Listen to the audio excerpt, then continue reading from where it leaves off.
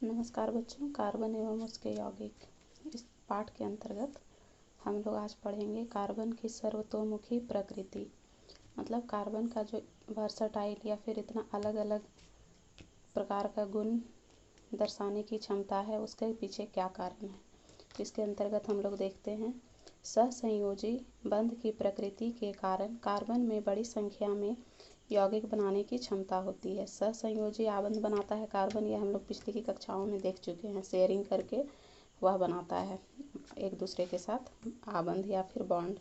Carbon में carbon के ही अन्य परमाणुओं के साथ आबंध बनाने की क्षमता होती है, जैसा कि हम लोग इसमें देख सकते हैं। कार्बन के साथ चेन के रूप में बना रहा है स्ट्रक्चर, या फिर ब्रांच या शाखा के रूप में। और एक तीसरा क्या बनाता है, cyclic structure. Carbon cyclic structure भी बना सकता है, उसको हम लोग इस प्रकार देखेंगे, जैसे कि C4।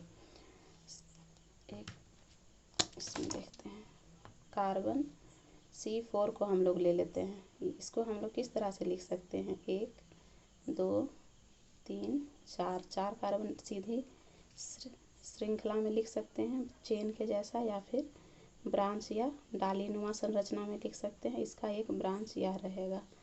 और तीसरा किस तरह से हम लोग लिख सकते हैं, साइक्लिक स्ट्रक्चर, मतलब साइकिल के रूप में, जैसे कि 1 2 3 और 4। ये क्या हो गया, साइक्लिक हो गया, मतलब एक साइकिल हो गया। चारों तरफ से यह बंद है, चारों कार्बन। तो हम लोग इस प्रकार देख सकते हैं कि कार्बन यौगिकों में ऐसा गुण है, यह सिर्फ 4 नहीं, C5 C6 या जितने भी कार्बन यौगिक रहेंगे सब में एक तो बनेगा ब्रांच स्ट्रक्चर, दूसरा बनेगा चेन या श्रृंखला के रूप में, और तीसरा क्या बनाएगा, साइक्लिक स्ट्रक्चर बनाएगा। इस तरह से वह उस हर यौगिक में यह बनाने की कार्बन की क्षमता होती है। अब अगला पॉइंट हम लोग देखते हैं, कार्बन की इस प्रकृति के कारण कार्बन के बहुत से यौगिक बनते हैं। इस गुण को श्रृंखलन या फिर कैटिनेशन कहते हैं। कार्बन की जो यह प्रकृति है, जिसमें वह अपने ही अन्य परमाणुओं के साथ आबंध बनाने की क्षमता रखता है, इसके कारण यह बहुत से यौगिकों का निर्माण करता है। जिस कार्बन के इस गुण को श्रृंखलन या फिर इंग्लिश में कैटिनेशन भी कहते हैं। अगला पॉइंट है, कार्बन के परमाणु एक त्रिआबंध बना सकते हैं। जैसे कि हम लोग इधर देख सकते हैं, कार्बन के 2 परमाणुओं के बीच में 2 इलेक्ट्रॉनों की साझेदारी हो रही है, तो यह एक आबंध है। उसी प्रकार 2 कार्बन परमाणुओं के बीच में 4 इलेक्ट्रॉनों की साझेदारी हो रही है, 2 इलेक्ट्रॉन इस कार्बन के, 2 इलेक्ट्रॉन इस कार्बन के, तो यह द्विआबंध का निर्माण करता है। और 2 कार्बन परमाणुओं के बीच में जब 6 इलेक्ट्रॉनों की साझेदारी होती है, तो यह त्रिआबंध का निर्माण करता है। उसके बाद आगे देखते हैं, आबंध के आधार पर कार्बन यौगिकों को संतृप्त यौगिक तथा असंतृप्त यौगिक में विभाजित कर सकते हैं।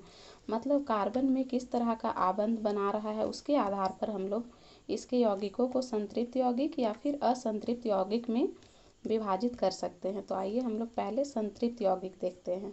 संतृप्त यौगिक, जिसको कि सैचुरेटेड कंपाउंड भी कहा गया है, सैचुरेटेड कंपाउंड, वैसे कार्बन यौगिक जो सिर्फ एक आबंध द्वारा जुड़े होते हैं संतृप्त यौगिक कहलाते हैं। उदाहरण के लिए C2H6 C3H8। हम लोग देखते हैं इसका स्ट्रक्चर हम लोग किस प्रकार लिख सकते हैं, C2H6। तो उसके लिए हम लोग पहले क्या करेंगे, कार्बन को C1 C2 हो गया, और H6 1 2 3 4 5 6। यह C2 और H6 का स्ट्रक्चर कुछ इस प्रकार होगा। यहाँ भी H आएगा, यहाँ भी H आएगा, इधर भी H आएगा, इधर भी H आएगा। तो इस स्ट्रक्चर में हम लोग देख सकते हैं कि कार्बन के 2 परमाणुओं के बीच में एक आबंध बना है, मतलब यह संतृप्त कार्बन है। दूसरा उदाहरण हम लोगों ने देखा था C3H8। तो इसका हम लोग स्ट्रक्चर कैसे बनाएंगे, उसके लिए सबसे पहले हम लोग 3 कार्बन के परमाणुओं को एक सीधी रेखा में लिखेंगे, C3।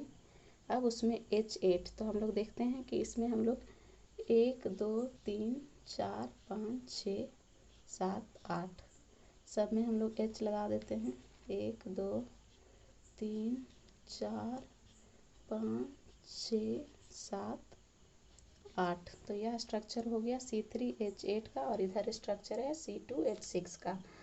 तो ये दोनों किस प्रकार के कार्बन है? संतृप्त कार्बन यौगिक हैं। क्यों? क्योंकि इसमें कार्बन के अणुओं के बीच में, परमाणुओं के बीच में एकल आबंध है।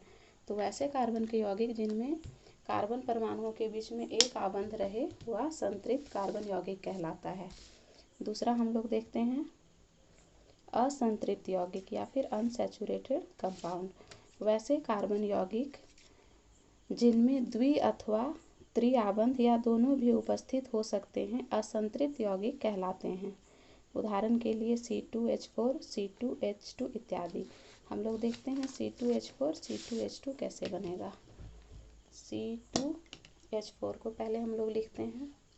C2H4 का स्ट्रक्चर हम लोग कैसे लिखेंगे? तो सबसे पहले तो 2 कार्बन को लिखेंगे और हम लोग उसके बाद 2 हाइड्रोजन इधर और 2 हाइड्रोजन इधर लिख देते हैं। C2H4 हो गया। लेकिन हम लोग क्या देख रहे हैं? हम लोग देख रहे हैं कि कार्बन में जो है कितना आबंध बन रहा है? 1 2 3, और इस कार्बन में भी 1 2 और 3। मतलब कि अगर हम लोग यहाँ एक और आबंध लगा दें तो अब क्या होगा? अब इस दोनों कार्बन में क्या हो जाएगा? इस कार्बन का भी 4 संयोजकता जो है वो पूर्ण हो जाएगा और इस कार्बन की भी 4 संयोजकता पूर्ण हो जाएगी। मतलब 2 कार्बन परमाणुओं के बीच यहाँ द्विआबंध है, तो यह एक असंतृप्त कार्बन यौगिक है। उसी प्रकार दूसरा उदाहरण था C2H2। इसको हम लोग कैसे बना सकते हैं? इसके लिए पहले 2 C को लिखेंगे और 2 H को लिखेंगे। इधर एक H लिखेंगे, इधर एक H लिखेंगे। अब हम लोग देखते हैं इस कार्बन में 2 ही आबंध है और इस कार्बन में भी 2 ही इसका संयोजकता पूरा हो रहा है। तो हम लोग क्या करेंगे? इसमें 1 और 1 त्रिआबंध हो गया इसमें। अब ये इसमें देखिए इस कार्बन की भी 1 2 3 4 बॉन्ड हो गए और इस कार्बन का भी 1 2 3 4। और जैसा हम लोग जानते हैं कि कार्बन की संयोजकता 4 होती है या वैलेंसी 4 होती है, कार्बन 4 बॉन्ड बना सकता है। तो ये इसमें 2 कार्बन परमाणुओं के बीच में त्रिआबंध का निर्माण हो रहा है, इसलिए यह भी एक असंतृप्त कार्बन यौगिक है और यह भी एक असंतृप्त कार्बन यौगिक है। इसके विपरीत जब 2 कार्बन परमाणुओं के बीच में सिर्फ एक आबंध था तब वह क्या था? संतृप्त कार्बन यौगिक, जैसा कि ये था C3H8 और C2H6। अब हम लोग अगला पॉइंट देखते हैं। अगला पॉइंट क्या है? अगला पॉइंट है कार्बन कार्बन आबंध अत्यधिक प्रबल होते हैं अतः यह स्थायी होते हैं। कार्बन कार्बन के बीच का जो बॉन्ड है वह वीक बॉन्ड नहीं होता है, वह प्रबल बॉन्ड होता है, मतलब स्ट्रांग बॉन्ड होता है। इसलिए यह जो होते हैं वह अस्थायी होते हैं इसके यौगिक।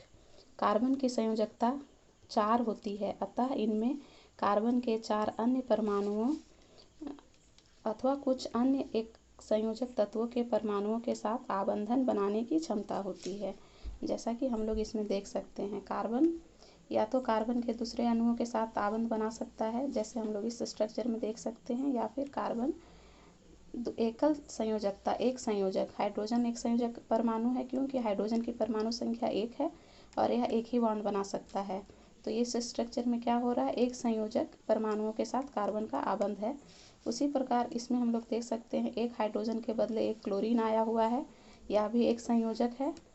इसमें हम लोग देख सकते हैं CH4Cl2 है, यह भी एक संयोजक है। मतलब कार्बन या तो अपने परमाणुओं के साथ या तो दूसरे ऐसे परमाणु जो एक संयोजक हो उनके साथ आबंध बना सकता है। धन्यवाद।